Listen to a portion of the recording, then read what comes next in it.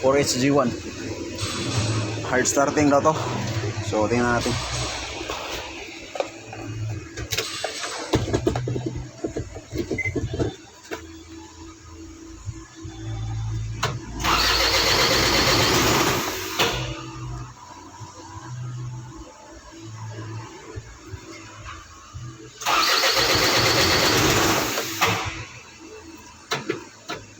Hard starting good.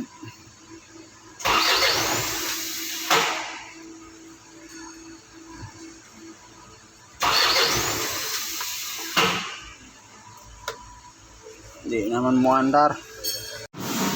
So dito tayo. Tingnan natin kung gumalaw-galaw ba ito yung kanyang butterfly. Tingnan natin yan. So on off natin. 4HG1 po ito, hard starting.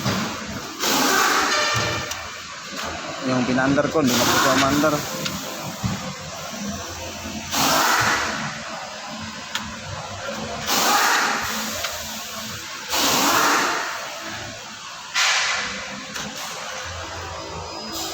Okay. So gumalaw-galaw yung kanyang butterfly sa throttle body. So may kurente na umabot dito. So susunod natin titingnan kung may fuel ba na lalabas dito sa kanyang mga fuel lines. So mahirap mag-troubleshoot ng ganito, lalo na pag di mo kabisado. So basic lang muna tayo.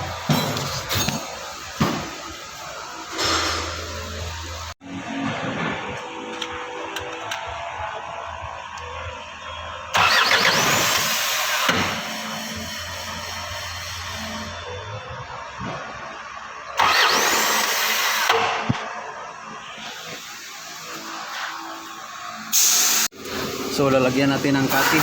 Try natin kung aandar ba. Katihan natin. Pag aandar to, nasa injector yung mga problema nito.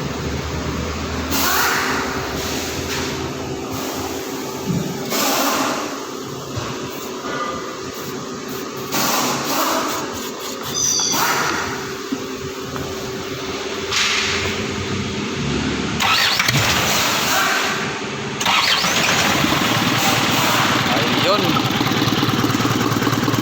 Mandar. So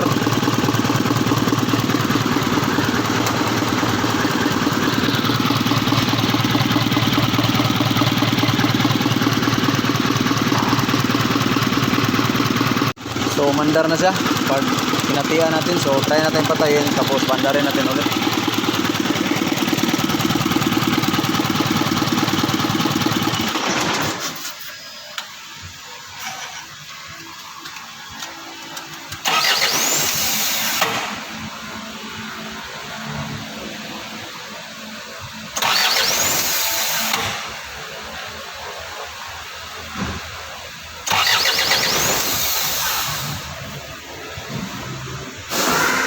So di talaga siya andar, walang kapi.